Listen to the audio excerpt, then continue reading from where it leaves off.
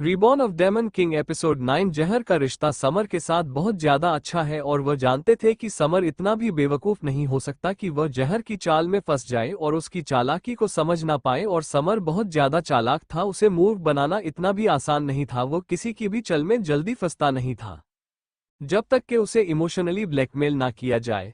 वही रामू काका को अपना सिर हिलाते हुए देखकर जहर खुश हो जाती है और कनिष्क का हाथ पकड़कर उसे बाहर ले जाते हुए बोलती है कि चलो चलते हैं। और वही समर अभी भी हैरानी से अपनी जगह पर खड़ा हुआ था, लेकिन अगले ही पल वो जब जहर की बात सुनता है तो वह शांत हो जाता है और जल्दी ही उनके पीछे बाहर चला जाता है और वो सभी समर की कार के पास जाते हैं। समर अपनी कार चलाने के लिए ड्राइविंग सीट पर बैठ जाता है और कनिष्क पीछे बैठा हुआ था। जहर उसके बराबर पैसेंजर सीट पर बैठी हुई थी और वह जहर से पूछता है कि हम लोग कहाँ जा रहे हैं, तो जहर उसे एक एड्रेस बताती है। तो वो उसे एड्रेस पर जैसे ही पहुंचता है तो सामने एक बहुत पुराना होटल था जिसकी बिल्डिंग पुरानी थी, लेकिन वहां पर बहुत ज्यादा भीड़ थी। तो वह उसे जगह को देखकर हैरान हो जाता है और उसके चेहरे के भाव अजीब हो जाते हैं। और वो जल्दी से जहर से बोलता है कि अरे भाभी नहीं, मैं जहां नहीं जाऊंगा। लेकिन फिर अगले ही पल खुद को संभालते हुए बोलता है कि अरे अरे, मैं तो भूल ही गया था। मिस सिंघानिया, हम ऐसी जगह पर ब्रेकफास्ट कैसे कर सकते हैं? देखो तो सही की जगह ब्रेकफास्ट करने लायक भी नहीं है। उसकी हकलाती हुई आवाज को सुनकर जहर उसकी तरफ देखने लगती है और जहर की तीखी नजरों को देखकर समर को ऐसा लग रहा था जैसे कि उसकी खोपड़ी सुन हो गई हो। जहां पर बहुत ज्यादा भीड़ थी और माहौल भी खराब था और ऊपर से यह सड़क के किनारे था जहां पर सिर्फ सादा ही खाना मिलता था। वही कनिष्क, जो कि अब तक सिर्फ रॉयल्टी में ही वाला बड़ा था और उसने अमीरों की जिंदगी जीते थी, उसे आएगी ऐसी जगह पर खाना खाने की आदत नहीं थी। इसके अलावा उसे जमोफोबिया के कारण कर से भी बाहर निकलना नहीं चाहता था। लेकिन फिर भी जहर किसी की एक नहीं सुनती और समर को कर से बाहर निकलने को बोलता है। और वही वो जब कर से बाहर निकलती है तो कनिष्क को भी कर से बाहर निकलती है। लेकिन जैसे ही कनिष्क कार से बाहर निकलता है तो वह जब उसे जगह को देखा है तो उसके चेहरे के भाव बहुत ज्यादा बदसूरत हो गए थे और वह घृणा भरी नजरों से उसे जगह को देख रहा था। कनिष्क जब उससे होटल को देखा है तो वह जहर से पूछता है कि हम जहां पर नाश्ता करने वाले हैं, तो जहर पलट कर उसकी तरफ देती है और उसको उसे अपने बेटे के चेहरे पर अजीब से भाव दिखाई देते हैं। वही समर अपनी जगह से हिला नहीं था। वो तो ये देखकर हैरान था कि कनिष्क जहर के साथ काफी बाहर निकल गया है और वह जहां पर नाश्ता करने के लिए भी तैयार था। उसे ये देखकर बहुत ज्यादा हैरानी हो रही थी। उसे ऐसा लग रहा था जैसे कि उसके इस भतीजे पर किसी भूत का साया हो। भला जो इंसान छोटी छोटी चीजों पर भी रिएक्ट करता है और अपने आसपास बिल्कुल भी गंदगी नहीं रहने देता, वो ऐसी गंदी जगह पर नाश्ता कैसे कर सकता है? जिससे के कारण वो बहुत ज्यादा इरिटेट हो रहा था, लेकिन फिर भी उसको उन लोगों के साथ जाना पड़ता है। वही जहर कनिष्क को अपने साथ लेकर आगे आगे जाती है और उसे होटल के अंदर चली जाती है। कनिष्क अपनी ठंडी निगाहों से चारों ओर देख रहा था। वह बहुत ज्यादा अनकंफर्टेबल महसूस कर रहा था। उसकी बहन सिकुड़ी हुई थी और गोकर घर कर अपने आसपास के लोगों को देख रहा था। तभी जहर उसे एक खाली टेबल पर लेकर जाती है जिसे के आसपास कर प्लास्टिक के स्टॉल रखे हुए थे और वो कनिष्क को उसे स्कूल पर बैठने को बोलता है। तो कनिष्क को उसे स्कूल को घूर घूर कर देख रहा था। वह वहां पर बैठना नहीं चाहता था, जिसे के कारण जहर उसको देखकर नाम ऐसे रहल देती है और फिर वह अपनी जेब से अपना रुमाल निकलती है और उसे स्टॉल को साफ करती है और जबरदस्ती उसे आस स्टॉल पर बिठा देता है। वही कनिष्क भी चुपचाप बैठ रहता है। तभी उसके कानों में जहर की आवाज पड़ती है जो कि उसे बोलता है कि गणेश का क्या तुम्हें पता है, अगर हमें सबसे ज्यादा टेस्टी खाना खाना है तो वो उन्हें बड़े बड़े होटलों से कहीं ज्यादा अच्छा ऐसी जगह पर ही मिलता है जहां जहां तुम्हें तुम्हारा वो आप लेकर जाता है। होना सभी जगह को डिजाइन किया क्या है और उस खाने का स्वाद बिल्कुल बेकार होता है। उसके होठों पर तनिष्का के बारे में सोचकर ही एक अजीब सी मुस्कुराहट थी। वही कनिष्क का तो जहर के मुंह से अपने पापा की बुराई सुनकर एक बार फिर से हैरान रह जाता है और उसका छोटा सा चेहरा और छोटा हो जाता है, लेकिन फिर भी वो कुछ भी नहीं बोलता। आखिर में जब वो देखी है कि उसके बेटे ने एक बार भी अपने मुंह से को एक लफ्ज नहीं निकला कि वह उसके पापा को ऐसा क्यों बोल रही है, तो वह खुश हो जाता है। तभी वह उसे बोलता है कि ठीक है, तुम यहीं पर बैठो, मैं तुम्हारे लिए खाना खरीद कर लेकर आता हूँ। इतना बोलने के बाद वह अपनी जगह से खड़ी होती है और वही उसे जगह पर चली जाती है जहां पर खाना बनाया जाता था और लोगों के ऑर्डर लिए जाते थे। कनिष्क ने एक नज़र चारों तरफ देखा और फिर वह गहरी सांस लेता है और फिर वह अजीब सा मुंह बनाते हुए खुद से ही बोलता है कि शांत हो जा कनिष्का, अब तो इस जगह को नहीं देखेगा। और अपनी नज़रें नीचे करके बैठा रहता है। हालांकि वो बहुत ज्यादा अनकंफर्टेबल महसूस कर रहा था, लेकिन फिर भी उसने जहर को कुछ नहीं बोला। तभी उसे होटल के अंदर समर आता है और उसने पहले ही कनिष्क को बैठे हुए देख लिया था और वो उसके पास जाकर शांति से बैठते हुए बोलता है कि क्या तुम सचमुच जहां खाना खाना चाहते हो। जैसे ही कनिष्क उसकी बात सुनता है तो वो घर कर उन्हें देखने लगता है। वही समर को उसके घूरने से कोई फर्क नहीं पड़ता। वो बिना किसी हिचकी चाहत के बोलता है कि तुम खा सकते हो लेकिन मैं ऐसी जगह पर बिल्कुल भी खाना नहीं खा सकता। लेकिन कोई फिर कुछ पल शांत रहने के बाद वह एक बार फिर से उसे से पूछता है कि कनिष्क ये जगह बहुत ज्यादा गंदी है तो मैं बाद में और भी ज्यादा अजीब सा महसूस होगा और तुम्हारा उल्टी करने का मन करेगा, इसलिए अच्छा है कि जहर को मनाओ और जहां से चलो। तो गणेश का उसे घूरते हुए बोलता है कि चुप रहो आप। और उसके बोलने का तरीका बहुत ज्यादा खतरनाक था और वो एक बार फिर से बोलता है कि समर अंकल मैं नहीं चाहता कि आप कुछ भी बोले और अपने मुंह पर ताला लगा लो, और अगर आपके मुंह से एक लफ्ज भी निकाला तो मैं पापा को आपके किए हुए सभी कांड बता दूंगा। समर उसकी बात सुनाकर अजीब सा मुंह बनाता है और उसे बोलना है अच्छा अच्छा ठीक है, माया दवा लेकर आया हूं और इसे जल्दी से अपने हाथ साफ कर लो और इस स्टॉल को भी साफ कर लो क्योंकि मैं नहीं चाहता कि तुम्हारी बीमारी तुम पर हावी हो। और फिर वो जल्दी से कनिष्क के हाथों पर वह सैनिटाइजर लगता है और एक टिश्यू से उसे की बैठने की जगह को साफ करता है और फिर खुद की बैठने की जगह को साफ करता है। वो इस होटल में आने से पहले ही अपनी कर से सैनिटाइजर निकाल लाया था क्योंकि उसे इस जगह को देखकर ही पता चल गया था कि कनिष्क अंदर जाकर अनकंफर्टेबल होगा ही होगा। वही कनिष्क के चेहरे पर जो अजीब से भाव थे जब वह सैनिटाइजर से खुद के हाथों को साफ करता है और अपनी चेहरा को साफ करता है तो उसके चेहरे के बाद एकदम से शांत हो जाते हैं। लेकिन तभी उसके कानों में एक बार फिर से समर की आवाज पड़ती है जो उसे बोल रहा था कि कनिष्क जब तुम्हें ये जगह पसंद ही नहीं है तो तुम वापस जाने की बात क्यों नहीं करते। मुझे भी की जगह बिल्कुल भी पसंद नहीं आ रही। बनाओ ना जहर को बोलो कि चलो घर चलते हैं जा फिर कहीं और चलकर नाश्ता करते हैं। इसी के साथ वो अजीब अजीब से मूवी बना रहा था जिसके कारण वहां पर मौजूद सभी लोगों का ध्यान उसे पर जा रहा था। समर को की बात समझ नहीं आ रही थी कि जब कनिष्का को जहां रहना अच्छा नहीं लग रहा तो वह जहां पर रहकर खुद को परेशान क्यों कर रहा है। इसके अलावा उसको शोर शराबी वाली जगह से भी नफरत थी और उसे को ऐसी जगह बिल्कुल भी पसंद नहीं थी। अगर जरा सा भी कहीं उसे शोर सुनाई पड़ता तो वह जोर जोर से चलाकर लोगों को शांत होने को बोल देता था। घर पर भी किसी की भी इतनी हिम्मत नहीं होती थी कि बहू ऊंची आवाज में आपस में बातें कर सके जहां फिर शोर कर सके क्योंकि उन्हें पता था कि कनिष्का को शोर शराबा बिल्कुल भी पसंद नहीं और वह बिल्कुल शांत रहना पसंद करता है। बड़ी कनिष्का समर की बात सुनकर हैरान रह जाता है और कुछ पल चुप चुप रहता है। वही समर जो कि ध्यान से उसे देख रहा था तो वो मुस्कुराते हो उसे चिढ़ाने लगता है और फिर उससे पूछता है तो ऐसी बात है क्या तुम्हें तुम्हारी वह नहीं नैनी बहुत ज्यादा पसंद है जिसके लिए तुम जहां पर भी खाना खाना चाहोगे। जैसे ही कनिष्क सुनता है तो वह अपनी नजरें इधर उधर फिरते हुए समर को डांटे हुए बोलता है कि बकवास ऐसी कोई बात नहीं है, पर हाथ मारते हुए मुस्कुराता है और फिर अपनी नाक की नोक को छूते हुए उसे देखने लगता है। तो उसको ऐसा करते हुए देखकर कनिष्क के चेहरे के भाव बदल जाते हैं और उसकी आंखें हद से ज्यादा ठंडी हो जाती है। वो समर को वार्निंग देते हुए अपने गुस्से भरी आवाज में बोलता है कि समर अंकल अगर आपने अपने मुंह से एक लफ्ज भी निकाला तो मैं आपको गारंटी देता हूं कि आपको अपने नेक्स्ट मंथ के लिए जो पॉकेट मनी मिलती है उसको मैं बंद करवा दूंगा। ये बोलते हुए उसके चेहरे के बाद बहुत ज्यादा खतरनाक थे। तभी समर जोकर उसकी बात सुनाकर हैरान था। वो जल्दी से उसे रोकते हुए बोलता है अरे अरे मैं अब बिल्कुल कुछ भी नहीं करूंगा, सच में बोल रहा हूं, लेकिन मेरी पॉकेट मनी बंद मत करवाना यार, तू तो अपने बाप का भी बाप है। समर को बिजनेस में बिल्कुल भी इंटरेस्ट नहीं था और तनिष्क ने भी उसे बहुत बार दमक कर बिजनेस में वापस आने के लिए बोला था, लेकिन वह ऐसा बिल्कुल भी नहीं चाहता था, बल्कि वह तो लापरवाही से अपनी जिंदगी जीना चाहता था क्योंकि उसे ऐसा पावर और बिजनेस में कोई इंटरेस्ट नहीं था और वह पूरे दिन गुलामी की तरह काम करना बिल्कुल भी पसंद नहीं करता था। वह तो मौज मस्ती करके ही अपनी जिंदगी बिताना चाहता था और अगर उसकी मौज मस्ती करने के लिए जो इंसान पर करता था वह कोई और नहीं कनिष्क ही था, जो कि औसत को हर मंथली उसके पापा के दिए हुए पैसों से भी ज्यादा पैसे देता था क्योंकि वो समर से ही अपनी बहुत सारे काम निकलवा लेता था। भले ही वो काम बोलता था लेकिन वो समर के बहुत ज्यादा करीब था। अकेला समर ही था जो तनिष्क के अलावा उसके साथ अच्छा व्यवहार करता था और समर भी कनिष्क को ज्यादातर नाराज करना नहीं चाहता था क्योंकि उसे पता था कि अगर उसने ऐसा किया तो वो बड़ी मुसीबत में पड़ जाएगा और वो ऐसा बिल्कुल भी नहीं चाहेगा कि कनिष्क उसके कांडों को उसके भाई के सामने कोड़े और वो उसको आगे चलकर कोई पैसा ना दे, इसलिए वह अपना मुंह बंद करने का फैसला करता है।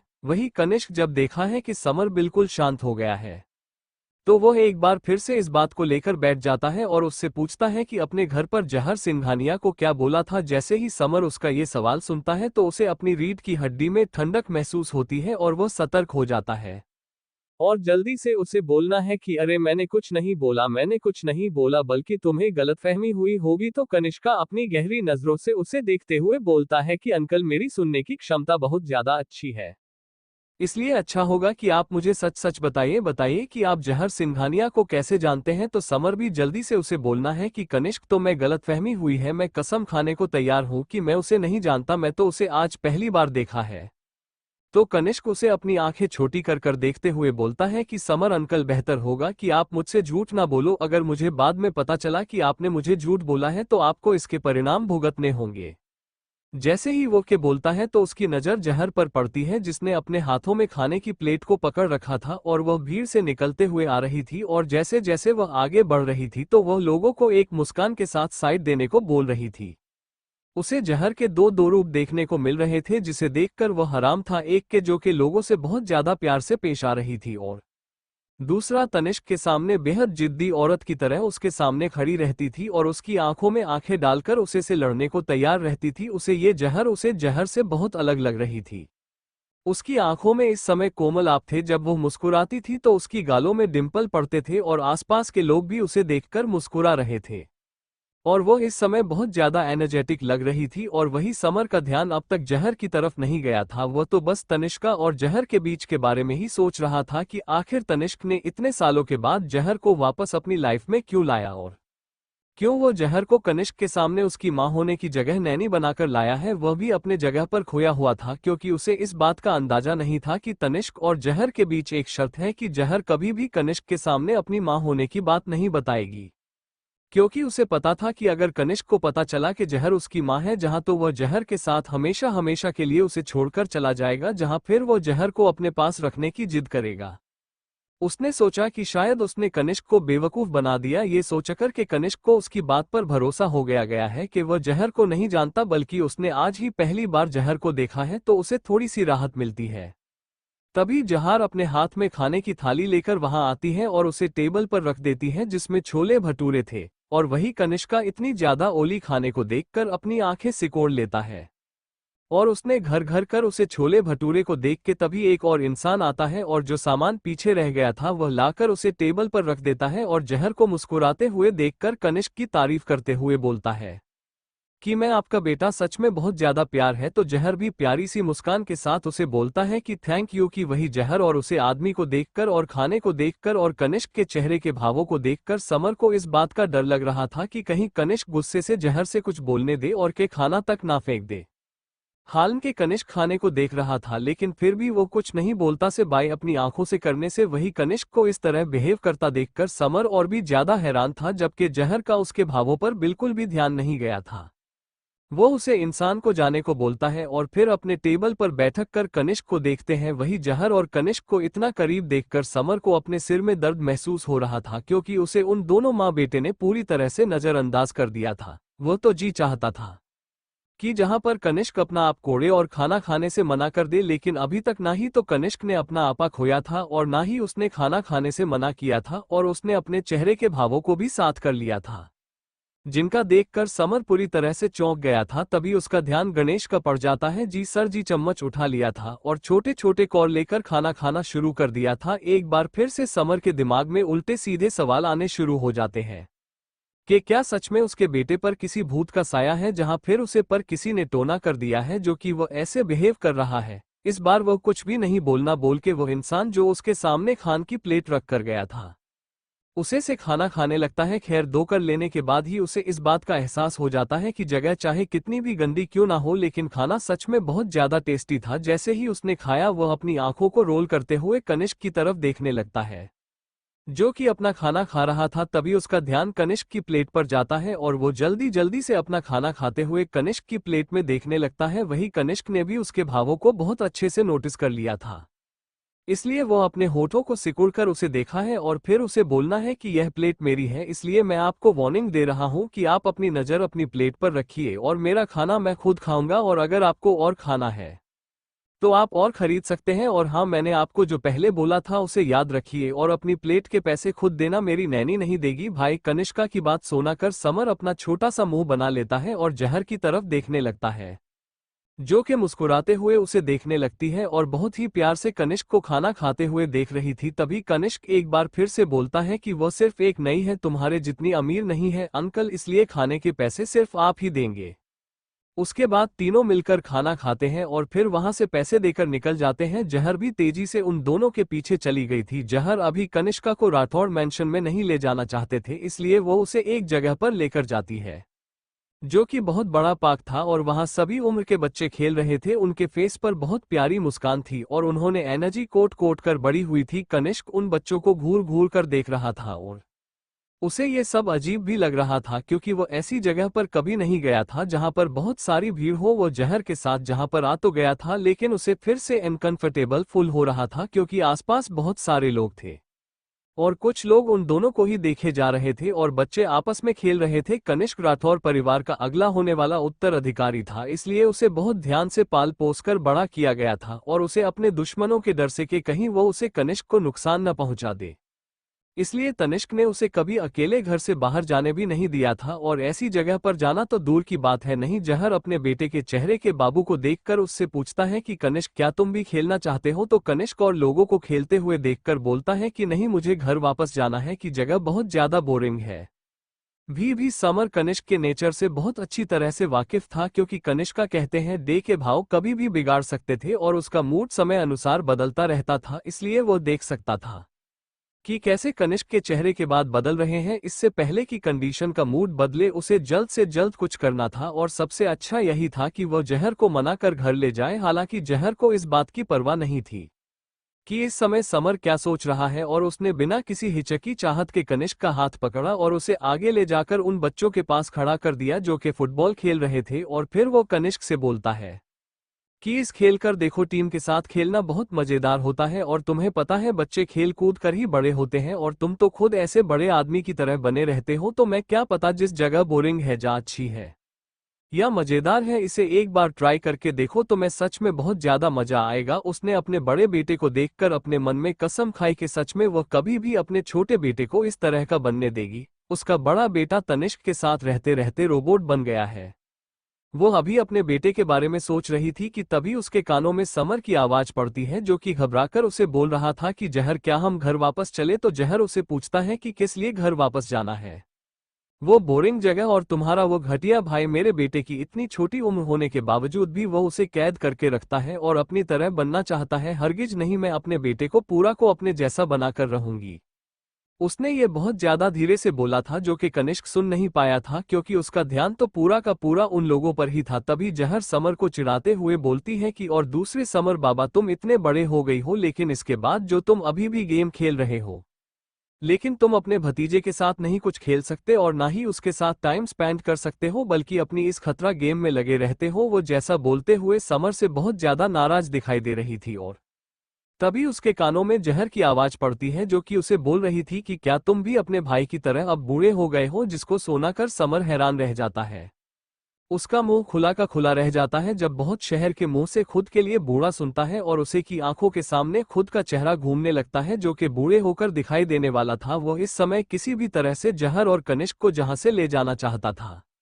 बहुत ज्यादा घबराया हुआ था, क्योंकि उसे पता था कि अगर एक बार उसके भाई को पता चला तो वह पता नहीं क्या करेगा, और अगर उसे ये पता चला कि वो कनिष्क को भी अपने साथ गेम खेलने के लिए मना रहा है तो पक्का भूत उसे जान से ही मार डालेगा। और वो जहर से बोलता है कि नहीं नहीं, बिल्कुल भी नहीं, मैं उसे शैतान के बेटे को अपने जैसा बिल्कुल भी नहीं बन सकता। क्या आपको पता है कि अगर उसे पता चला कि मैं उसे के बेटे को अपने साथ गेम खेलने लगा लिया है तो वो मुझे जान से ही मार डालेगा।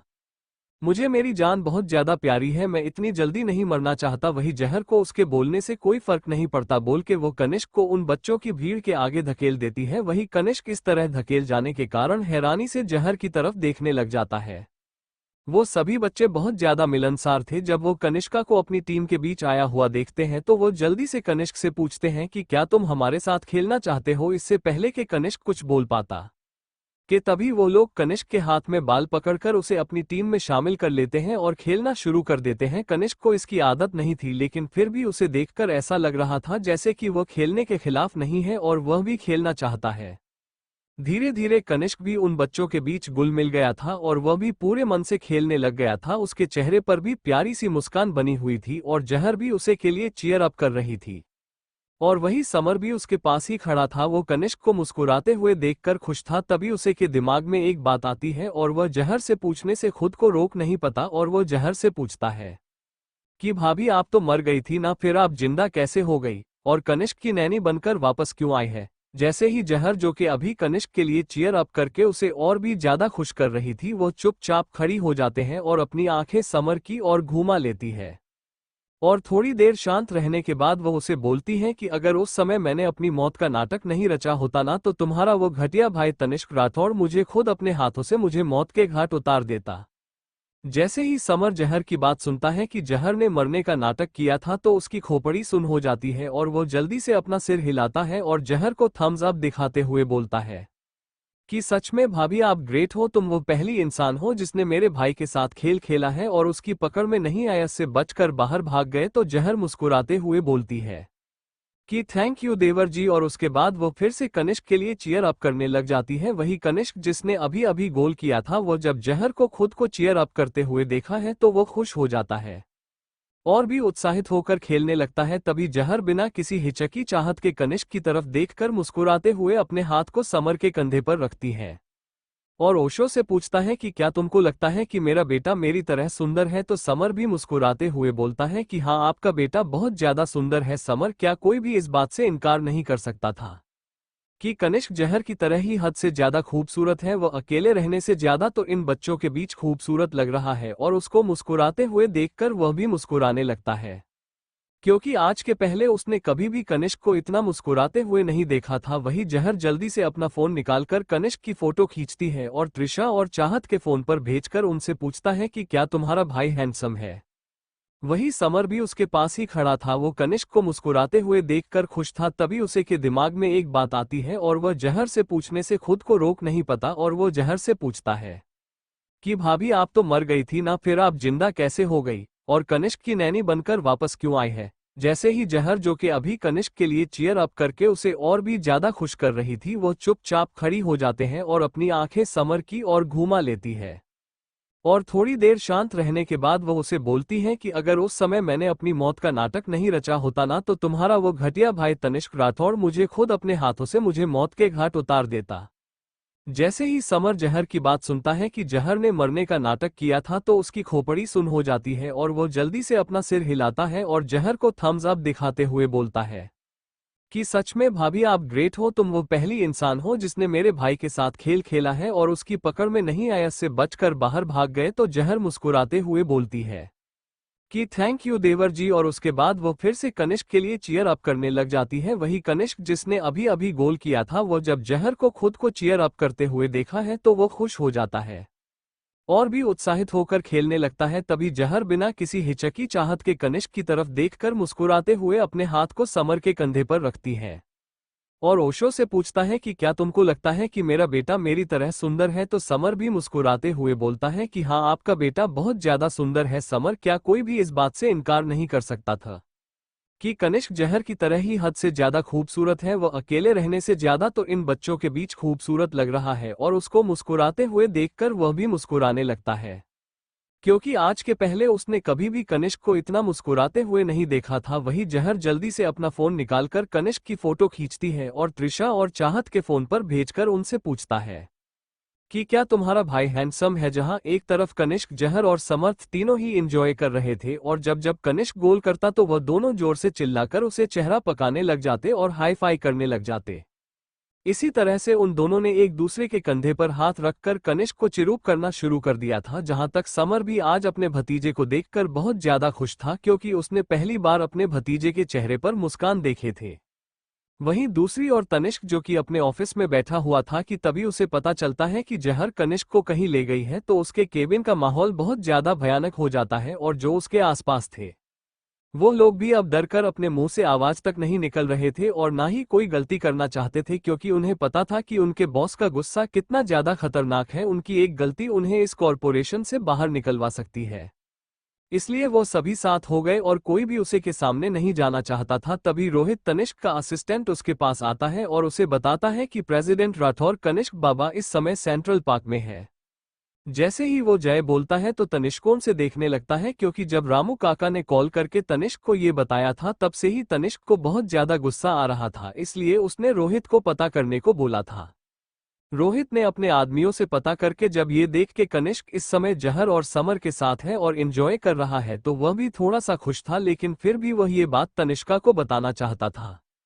इसलिए वो तनिष्क को के बता देता है, तनिष्का रोहित को देखा है और वो सेंट्रल पार्क चलने की तैयारी करो। सेंट्रल पार्क राठौर कॉरपोरेशन से थोड़ी ही दूरी पर था और उसके बाद तनिष्क जल्दी से अपना फोन लेकर अपने केबिन से बाहर निकलता है और अपनी प्राइवेट लिफ्ट में जाकर वह नीचे पार्किंग एरिया में चला जाता है। वही रोहित भी उसके साथ ही था। वो बस यही सोच रहा था कि आज एक बार फिर उसे युद्ध देखने को मिलेगा और पता नहीं आगे क्या होगा, क्योंकि जब जब जहर और तनिष्क एक दूसरे के सामने आए थे तो उन दोनों के बीच लड़ाई ना हो ऐसा तो बहुत ही कम हुआ था। कुछ समय के बाद जब तनिष्क राठौर कॉरपोरेशन से निकलकर सेंट्रल पार्क में पहुंचता है तो वह सामने का नजारा देखकर गुस्से में आ जाता है कि उनके जहर और समर दोनों नहीं एक दूसरे के कंधे पर हाथ रखा हुआ था, और जहां तक कि वो दोनों एक दूसरे को देखकर मुस्कुरा भी रहे थे और बातें भी कर रहे थे। वो दोनों एक साथ बहुत ज्यादा अच्छे लग रहे थे। ऐसा लग रहा था जैसे कि वो दोनों ही एक दूसरे के लिए बनी हों।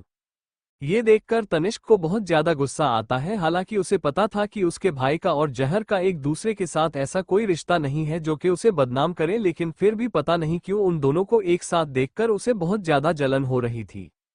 वो अपनी जलन में ये पूरी तरह से ही बोल चुका था कि उसका बहुत पहले ही जहर के साथ डाइवोर्स हो चुका है। भले ही जहर को अब किसी से भी शादी करनी हो, लेकिन उसके रिश्ते में आने का और उससे पूछता करने का आवर्त निष्कर्ष को कोई हक नहीं था।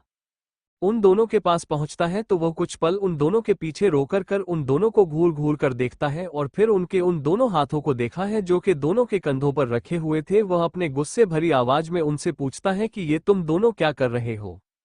समर के कानों में जैसे ही तनिष्क की गुस्से भरी आवाज पड़ती है तो वह अपनी जगह पर जम जाता है और अपनी मन में बोलता है कि वो गॉड जी शैतान जहां पर क्या कर रहा है। वह भी सोच ही रहा था कि तभी उसके कानों में एक बार फिर से तनिष्का की गुस्से बढ़िया बज पड़ती है, जो उनसे फिर से पूछ रहा था कि मैं तुम दोनों से पूछ रहा हूं कि तुम दोनों जहां पर क्या कर रहे हो। समर डरते हुए उसकी बात सुनता है और फिर एक रोबोट की तरह अपनी गर्दन को माफ कर पीछे की तरफ देखा है। वो अपना बहन दूर करना चाहता था कि क्या सच में उसके पीछे तनिष्का है भी। जहां फिर उसके कान बज रहे हैं, वही जब वो तनिष्का को अपने सामने देखा है तो वह और भी ज्यादा डर जाता है। उसके चेहरे का रंग पीला पड़ जाता है। वहीं दूसरी ओर उसके उलट जहां समर बहुत ज्यादा घबराया हुआ था, वही जहर पूरी तरह से शांत थी और वह गार्डन घूमर तनिष्का की तरफ देखा है जिसकी नजरें उसे पर ही थी। लेकिन उसे तनिष्क की आंखें हद से ज्यादा गुस्से से भरी हुई दिखाई दे रही थी, लेकिन फिर भी उसे कोई फर्क नहीं पड़ता कि तभी उन दोनों के कानों में समर की आवाज पड़ती है जो कि सामने देखकर कुशल पड़ता है, क्योंकि कनिष्क ने एक और गोल कर दिया था और इसी के साथ गणेशका की टीम जीत गई थी। इसलिए वो चलते हुए बोलता है, क्या मेरा कनिष्क सबसे बेस्ट है, आई लव यू मेरे भतीजे। वही जावा कनिष्क के कानों में समर कीजिए आवाज पड़ती है तो वह अपनी नजरें सामने की तरफ करके देखता है तो हर रन रह जाता है, लेकिन फिर कुछ सोचकर उसका चेहरा गुस्से से लाल हो जाता है और वह अपने कदम आगे बढ़कर जहर के बिल्कुल करीब जाकर खड़ा हो जाता है और अपने दांत पीसकर उससे पूछता है कि जहर सिंघानिया, तुम्हारी हिम्मत कैसे हुई मेरी बिना परमिशन के मेरे बेटे को घर से बाहर लाने की। वहीं जहां ने तो उसे पहले ही पूरी तरह से इग्नोर कर दिया था, जैसे कि उसने उसकी बात को सुना ही ना हो। वह अपना हाथ हवा में लहराते हुए कनिष्क को चाहिए और आप करते हुए बोलते हैं कि कनिष्क जो एक और कॉल करो, मैं कब से तुम्हारी टीम को जीतने का इंतजार कर रही हूं। वही तनिष्क, जिसे पूरी तरह से नजरअंदाज कर दिया गया था, वह तो हैरानी से अपने सामने खड़ी इस लड़की को देखा है जो कि हद से ज्यादा जिद्दी गुस्सैल थी, जो कि उसे हर समय गुस्सा दिलाने में ही रहती थी और उसके साथ झगड़ा मोल लेने के लिए तैयार रहती थी।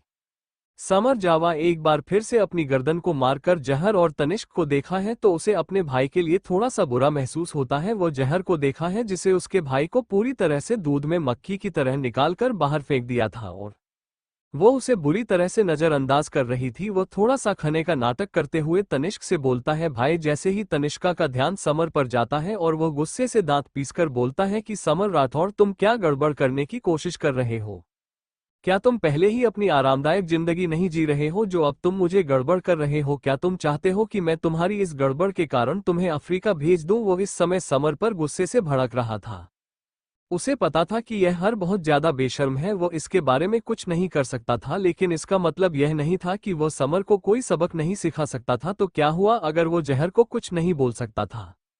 कम से कम वो समर को तो बुरा भला बोल सकता था। समर जब अपने भाई की बात सुनता है, वह निर्दोष होने के कारण भी अपने भाई की आंखों में दोषी बन जाता है, लेकिन वह हैरान था कि उसका भाई ऐसा कैसे कर सकता है। वही अपना चेहरा मासूम सा बनाते हुए वो अपने भाई की तरफ देखा है। इस समय उसकी हालत बहुत ज्यादा तरस भरी थी। वो सिर्फ एक बलि का बकरा था जिसे जहर ने बना दिया था, लेकिन उसे नहीं पता था कि उसे बाली के बकरे को अब तनिष्क जल्दी ही बलि चढ़ाने वाला है। जहां तनिष्क, जहर और तीनों आपस में ही उलझे हुए थे, वही कनिष्क ने पहले ही अपना एक राउंड पूरा कर लिया था। उसके चेहरे की चमक बता रही थी जैसे कि वो बहुत ज्यादा खुश हो जैसे ही वो जितना है। उसके चेहरे पर पसीना टपक रहा था, लेकिन फिर भी उसे कीजिए थोड़ी सी बुरी हालत हो सके, चमक को दबा नहीं सकती थी। वह भागकर जहर की तरफ आता है और अपनी बहन हमें लहराते हुए बोलता है कि हम जीत गए, हम जीत गए। इससे पहले कि वह अपनी बात पूरी कर पाता कि तभी उसकी नज़र तनिष्क पर पड़ती है, जो कि गुस्से से उसे घूर रहा था, और तनिष्क के गुस्से बड़े एक्सप्रेशन देखकर वो अपनी जगह पर जंस जाता है। वही अपने बेटे के चेहरे के डर वाले एक्सप्रेशन देखकर जहर अपने मन में तनिष्क को हजारों गालियां देने लगती है, और वह बिना एक पल दबाए और तनिष्का की तरफ देख वह अपने दांत पीस कर बोलता है, अरे प्रेसिडेंट राठौर, क्या तुम नहीं जानते कि अपने बेटे का खेल खत्म होने के बाद तुम्हें उसे पानी की बोतल देकर उसे पानी पिलाना चाहिए? क्या तुम्हें जब नहीं पता कि अपने बेटे को कैसे खुश करना है और उसके साथ कैसे बिहेव करना है? अब जब तुम्हारा बेटा जीत गया है और वह इस समय कितना खुश है, उसकी खुशी को मातम में मत बदलो और जाओ जाकर उसके लिए एक पानी की बोतल ले आओ ताकि वो पानी पीकर खुद को शांत कर सके। देखो कितना थक गया है वो तनिष्क, जिस पर जहर हर बार भारी पड़ती जा रही थी, और इस समय तो वह पूरे लोगों के सामने उसे पर भड़क रही थी, और जहर की हिम्मत देखकर तो वह और भी ज्यादा हैरान रह जा गया था। वह अपने मन में ये सोचे बिना नहीं रह पाता कि क्या वो बस है जहां फिर जहर सिंघानिया बस है, क्योंकि जहर एक बस की तरह ही हमेशा उसे पर रौब जाते रहती थी। तनिष्का को जहर की बात सुनाकर ऐसा लग रहा था जैसे कि जहर कनिष्क की नजरों में उसे गिराने की कोशिश कर रही हो। तो वह अपने गले को साफ करते हुए उसे दांत मारते हुए बोलता है कि जहर सिंघानिया, क्या तुम्हें नहीं पता कि तुम्हारी औकात क्या है? क्या तुम नैनी नहीं हो मेरे बेटे की? अगर तुम नैनी नहीं हो तो क्या मैं नहीं हूं? अपने बेटे की जैसे ही जहर जय सुनती है तो वह मुस्कुराते हुए अपनी दोनों बड़ों को क्रॉस करती है और अपने चेहरे को ऊपर की तरफ उठाकर तनिष्क की आंखों में आंखें डालकर बोलते हैं, कितनी शिकत तोड़ना नहीं तो मैं हूं तुम्हारे बेटे की, लेकिन क्या तुम उसके बाप नहीं हो? क्या तुम उसके सौतेले बाप हो जो उसके लिए एक पानी की बोतल खरीदने से भी शर्मा रहे हो? अगर तुम इतना छोटा सा काम भी नहीं कर सकते तो तुम उससे अलग क्यों नहीं हो जाते और उसे मुझे क्यों नहीं सौंप देते?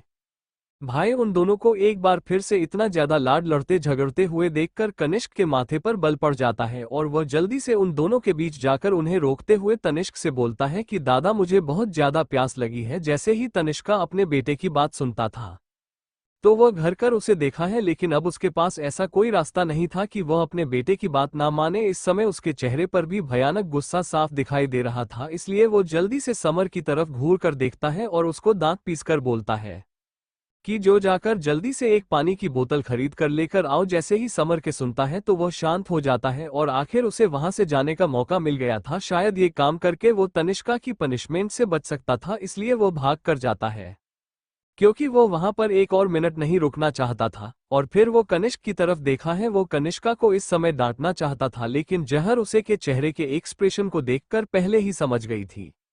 वो उससे भी कहीं ज्यादा तेज थी, इसलिए वो अपने कदम आगे बढ़कर तनिष्का की तरफ जाती है और उसको बोलता है, प्रेसिडेंट राठौर, अब से आप कनिष्का को इतना ज्यादा होमवर्क नहीं देंगे और ना ही वो इतना ज्यादा होमवर्क करेगा। उसे किंडरगार्टन जाना भी पसंद नहीं है। उसकी उम्र के बच्चे घर के अंदर नहीं रखे जाने चाहिए। तुम जैसे बूढ़े आदमी को अगर घर के चार दीवारी के अंदर रहना पसंद है तो तुम रहो, लेकिन आज के बाद कनिष्क को चार दीवारी घर के बीच बंद नहीं रहेगा। वो अब घर से बाहर निकलेगा और अपनी जिंदगी अपने तरीके से जी का उसे भी हक है अपनी उम्र के बच्चों के साथ खेलने का। वह भी इतना बड़ा नहीं हुआ है कि तुम उसको अपनी तरह बुरा इंसान बनाने की कोशिश कर रहे हो। इसी के साथ बहुत तनिष्का को हर बात पर डांटे जा रही थी। वही तनिष्क को उसकी बातें सुनाकर हैरान था। वह अपने मन में सोचता है कि इस लड़की की इतनी हिम्मत के वह से बुरा बोलने की कोशिश कर रही है। क्या उसने कभी उसकी बैट पर परफॉर्मेंस नहीं देखी? उसे की बैट पर परफॉर्मेंस के बारे में सोचकर क्या वो उसे सच में बुरा लगता है? और फिर वह अपने मन में सोचता है कि लगता है मुझे इस औरत को अच्छा सबक सिखाना ही होगा। वही अपने पिता को जहर के मुंह से बूढ़ा सुनकर कनिष्क एक पल के लिए तो जंस जाता है और हैरानी से जहर को देखने लगता है, लेकिन फिर अपने पापा के चेहरे के एक्सप्रेशन देखकर बहुत जल्दी से खुद को शांत करता है। लेकिन उसे चीज बहुत ज्यादा मजेदार लग रहा था अपने पापा और जहर को लड़ते हुए देखकर, तभी वो उन दोनों को ये बोलकर रोक देता है कि डेट में वापस खेलने जा रहा हूं, मैं इतनी जल्दी घर पर नहीं जाना चाहता। वहीं जहर अपने बेटे को देखकर मुस्कुराते हुए बोलती है, अरे रुको, मैं भी तुम्हारे साथ चलती हूँ। और फिर वो उसे रोकता है, पूछता है कि क्या तुम उसे सबसे बड़े वाले झूले पर जुड़ना चाहते हो? जैसे ही कनिष्क ये सुनता है तो वो बोलता है, नहीं मैं नहीं चाहता। इसी के साथ है वो आगे की तरफ जाने लगता है तो जहर भी उसके पीछे पीछे जा रही थी, जिससे कनिष्का को थोड़ा सा अजीब महसूस होता है क्योंकि उसने अभी अभी फुटबॉल खेलने खत्म किया था और अब वो झूले पर जाएगा। तो जहर उसे बोलता है कि रुको, मैं तुम्हें दिखाती हूँ कि वो बहुत ज्यादा मजेदार है। इसी के साथ वो उसे खींचकर झूलों की तरफ लेकर जाती है और सबसे बड़े वाले झूले पर बैठा देती है और वो तनिष्क की तरफ देखकर अपनी एक ही बैंक कर देती है। वो उसे दिखाना चाहती थी कि देखो तुम्हारा बेटा मेरे साथ कितना ज्यादा कंफर्टेबल महसूस कर रहा है, इसी तरह से मैं बेटे को दिल जीत कर एक दिन तुमसे उसे दूर लेकर चली जाऊंगी। वहीं जब तनिष्क उसकी बात सुनता है तो वो गुस्से से उसे घूर कर देखता है। वही जहर कनिष्क को देखकर मुस्कुराते हुए उसे मनाते हुए बोलती है कि कनिष्क, तुम्हें पता है मेरे घर पर तुम्हारे जैसी एक प्यारी सी डॉल जैसी लड़की है, तुम उसे बहन बुला सकते हो। अगर तुम उसे देखोगे तो तुम्हें भी वो बहुत प्यारी लगेगी। उसे न गेम्स खेलना बहुत पसंद है और स्केटबोर्डिंग, झूला झूलना, फुटबॉल सब गेम्स में वो सबसे आगे है। वही जब कनिष्क ये बात सुनता है तो पता नहीं क्यों लेकिन उसकी आंखों के अपने आप एक प्यारी सी लड़की इमेजिनेशन में बनने लग जाती है, जिसके बारे में सोचकर ही उसके होठों पर प्यारी सी मुस्कान जाती है। तभी के कानों में एक बार फिर से जहर की आवाज पड़ती है जो कि उसे बोल रही थी कि अगर तुम चाहो तो तुम उसके साथ अगली बार खेल सकते हो, वो सचमुच बहुत ज्यादा अच्छी है, अगर तुमको देखोगे तो तुम्हें बहुत ज्यादा पसंद आएगी। उसकी तरफ देखने लगता है और वह अपनी धीमी आवाज में बोलता है कि क्या सच में वह इतनी ज्यादा अच्छी है? तो जहर मुस्कुराते हुए बोलती है कि हाँ वो बहुत ज्यादा। उसके बाद जहर उसको एक बहुत ज्यादा ऊंचाई वाले झूले पर लेकर जाती है और जैसे ही वो दोनों बैठते हैं तो झूला चालू हो जाता है। जैसे जैसे झूला ऊपर जाता था तो जहर के चेहरे पर मुस्कान आ जाती थी, वहीं कनिष्क के चेहरे पर आज पहली बार डर साफ दिखाई दे रहा था। वो जब जहर को देखा तो वह शांत हो जाता था, लेकिन जैसे ही वो नीचे देखा तो एक पल के लिए फिर से डर जाता था। उसने जहर को कसकर पकड़ हुआ था क्योंकि आज से पहले वो कभी भी ऐसी चीज पर नहीं बैठा था। वो जहर को देख रहा था, वही जहर भी उसको मुस्कुराते हुए देख रही थी और उससे पूछता है कि कनिष्क, क्या तुम्हें डर लग रहा है? तो कनिष्का अपने डर को छुपाते हुए अपने चेहरे पर कठोर एक्सप्रेशन लाते हुए उसे बोलना है कि डर? वह भी कनिष्क राठौर को बिल्कुल भी नहीं, मुझे किसी चीज से डर नहीं लगता, मेरा नाम कनिष्क राठौर है, भला मैं क्यों डरूंगा? जैसे ही वो चीज बोलना है तो जहर मुंह से कोट कर बोलता है, सच में अपने आप पर ही गया है। उसके बाद वो उसे कहीं और जगह लेकर जाती है। सभी जगह पर घूमने के साथ ही वो बहुत ज्यादा एंजॉय कर रहा था और इधर उधर घूम रहा था। तभी उसके कारण में तनिष्क की गुस्से भरी आवाज पड़ती है तो वह तनिष्का को देखा है जो कि उसे गौर कर देख रहा था और उसे दांत पीसते हुए बोलता है कि कनिष्क, अब घर चलो, तुम्हारी पहचान कोई आम पहचान नहीं है कि तुम कहीं भी घूम सको, अगर किसी को पता चल गया तो तुम्हारे लिए मुश्किल ही बढ़ सकती है। वही कनिष्क जो कि इतने समय से बहुत ज्यादा खुश महसूस कर रहा था, वो जब तनिष्क की बात सुनता है तो उसकी खुशी एक पल में उदासी में बदल जाती है। वही जहर जब तनिष्का की बात सुनती है तो उसके होठों पर एक ठंडी और खतरनाक मुस्कान आ जाती है और वह तनिष्क को ठंडी मुस्कान के साथ मुस्कुराते हुए देखकर बोलती है कि तुम इश्क कर थोड़ा, क्या तुमको नहीं लगता कि तुम ऐसी बातें करके अपने बेटे को उदास कर रहे हो? तुम्हारे लिए यही बेहतर है कि तुम जाओ और अपना ऑफिस का काम करो और वहां पर रहकर अपने लोगों को संभालो, जहां पर कनिष्क को कैद करने की कोशिश मत करो। इस तरह से अगर तुम चिल्लाते रहोगे तो सबको पता चल जाएगा कि गणेश का तुम्हारा बेटा है। अगर तुम जहां से चले जाओगे और जोर जोर से चिल्लाना बंद कर दोगे तो किसी को भी पता नहीं चलेगा कि जहां पर क्या हो रहा है और कनिष्क क्या बेटा है। जैसे ही तनिष्क से सुनता है तो वह और भी ज्यादा गुस्से में आ जाता है क्योंकि हर उसे देखकर गुस्से से उसे बोल जा रही थी। वह जहर की बातों को समझ रहा था और जहर की बातों को वो जानकारी भी नहीं सकता था क्योंकि जहर ने जो बोला वो सच ही बोला था।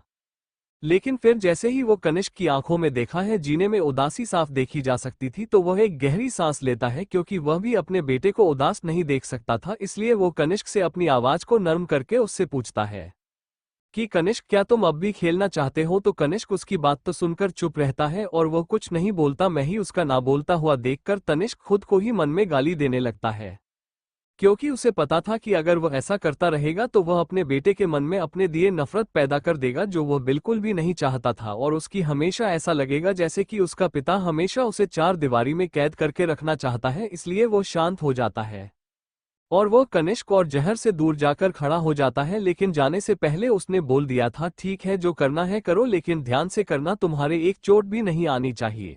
जब कनिष्का तनिष्क की बात सुनता है तो उसके होठों पर ना खाने वाली मुस्कान आ जाती है और उसकी आंखें तारों की तरह चमकते लग जाती है और वह मुस्कुराते हुए बोलता है कि ठीक है। उसके बाद वह जहर को देखा है, वही जहर भी तनिष्क को देख रही थी और तभी उसके कानों में तनिष्क की आवाज पड़ती है, जो उसे बोल रहा था कि जहर सिंघानिया, तुम्हारे लिए अच्छा होगा कि तुम कोई भी चला ना चलो। अगर तुम्हें चाल चलने की कोशिश की तो तुम भी जानती हो कि मैं तुम्हारे साथ क्या क्या कर सकता हूँ। अच्छा होगा कि मुझे तुम्हारी उसे चल के बारे में पता ना चले। हो सके बोलने के बाद वह वहां से चला जाता है। वही जहर उसको देखकर एक चालाक लोमड़ी की तरह अपने होठों पर खतरनाक मुस्कान लेकर आती है और वो कनिष्क की तरफ देखती है, जो कि इस समय जहर को मुस्कुराते हुए देख रहा था। उसके बाद दोनों मस्ती करने लग जाती है और फिर वह एक ऐसे एरिया में ले जाती है जहां पर स्केटबोर्ड पर लोग खेल रहे थे। वो जल्दी से एक बच्चे से स्केटबोर्ड उधर लेती है और फिर अपने बेटे को देखते हैं। इससे पहले कि वह जहर से कुछ का पता कि जहर उसे स्केटबोर्ड पर अपने कदम रखते हुए वहां से तेजी से जाते हुए बोलती है कि कनिष्क पहले तुम मुझे देखो, उसके बाद ही तुम ट्राई करना। जहर तेजी से स्केटबोर्ड पर वहां पर घूमने लग जाती है। उसने कुछ जोखिम भरे स्टंट किए और लोगों को उन स्टंटों को दिखाया जिससे के बारे में लोगों ने सिर्फ देखा था, लेकिन उन्होंने उसे आजमाया नहीं था। आज जहर को अपने सामने इतनी खतरनाक स्टंट करते हुए देखकर वो आसपास के लोग उत्साहित होकर चीखने चिल्लाने लग जाते हैं। कुछ लोग तो कनिष्क की तरफ ही देख रहे थे। उनमें से एक लड़की कनिष्क से पूछता है, अरे प्यारे बेटे, क्या वो तुम्हारी माँ है? तुम्हारी माँ तो बहुत ज्यादा होता और मस्त है। तुम्हारी माँ को देखकर ऐसे लगता है जैसे कि वो एक पेज पर एथलीट है। क्या मुझे तुम्हारी माँ का ऑटोग्राफ मिलेगा? तुम बहुत ज्यादा किस्मत वाले हो जो तुम्हें ऐसी मौज मस्ती करने वाली माँ मिली है, और वह तो तुम्हें हर दिन बाहर भी लेकर जाती होगी मौज मस्ती करने के लिए। वही कनिष्क को आमतौर पर ऐसे बोलने चलने वाले लोग बिल्कुल भी पसंद नहीं थे, लेकिन जब उसने उन लोगों की बातें सुनी और वो जहर को देखने लगा तो उसके होठों पर मुस्कुराहट साफ देखी जा सकती थी। अब उसे उन लोगों के इस तरह बोलने से और अपनी करीब आने से बिल्कुल भी गिरना महसूस नहीं हो रही थी। लोगों के सवाल सुनकर वो जल्दी से अपना सिर हिलाते हुए बोलता है कि हाँ, वो मेरी माँ है, मैं बहुत किस्मत वाला हूँ कि वह मेरी माँ है। जैसे ही वो जी बोलता है तो दूसरे लोगों की आंखों में जलन साफ दिखाई दे रही थी। वो लोग जलन भरी नजरों से कनिष्क की तरफ देखने लगते हैं। इसके बारे में कनिष्क को कोई अंदाजा भी नहीं था। भले ही कनिष्क ने उन लोगों को जो झूठ कहा था, लेकिन एक तरफ से इस झूठ ने उसके दिल में जो खालीपन था उसे दूर कर दिया था। लेकिन उसे हैरानी हो रही थी कि वह कैसे अपनी नानी को अपनी माँ बोल सकता है। जहर को देखकर उसे हमेशा एक माँ होने का एहसास होता था, जैसे कि उसकी माँ उसके करीब हो। लेकिन जैसे ही समर पानी की बोतल लेकर वापस आता है तो वह सामने का नजारा हैरान रह जाता है और वो अपनी आंखें बड़ी बड़ी करके जहर को देखने लगता है, जिसने कभी भी जहर को ऐसे मौज मस्ती करते हुए देखा नहीं था, क्योंकि उसके नजरों में जहर हमेशा संस्कारी बहू बनकर ही रहती थी। वो अपने मन में बोलता है कि मैंने पहले इस बात पर क्यों ध्यान नहीं दिया कि मेरी भाभी इतनी ज्यादा इंटेलिजेंट है और टैलेंटेड है। लेकिन फिर वो फिनिश की तरफ देखा है और पुरुषों से पूछता है कि क्या तुमने पानी पी लिया? जैसे ही कनिष्क की सुनता है तो वह अपना सर नाम हिलता है तो समर उसे पानी की बोतल देता है। तो कनिष्का पानी की बोतल लेकर उसे ओपन करता है और फिर पानी पीने लगता है। वही समर बिना किसी जीजा के अपनी आंखें जहर पर का हुई थी, लेकिन तभी उसे एहसास होता है कि आसपास उसका जल्लाद भाई ध्यान दिखाई नहीं दे रहा। तो वह कनिष्का से पूछता है कि तुम्हारा आप कहाँ पर गया? तो गणेश का उसे देखकर अजीब सा मुंह बनाते हुए बोलता है कि वो चले गए। जैसे ही समझ है सुनता है तो वो बहुत ज्यादा खुश हो जाता है और हाथ हवा में लहराते लगता है। इस समय खुशी उसके चेहरे पर साफ देखी जा सकती थी। उसका जल्लाद भाई ध्यान दिखाई नहीं दे रहा तो वह कनिष्का से पूछता है कि तुम्हारा आप कहाँ पर गया? तो गणेश का उसे देखकर अजीब सा मुंह बनाते हुए बोलता है कि वह चले गए। जैसे ही समझ है। Thank you for listening. मुझे उम्मीद है आपको इस स्टोरी पसंद आई होगी। अगर आपको पसंद आए है तो प्लीज लाइक और कमेंट करना ना भूलें और मोर स्टोरीज के लिए सब्सक्राइब करें। मिलते हैं नेक्स्ट वीडियो में।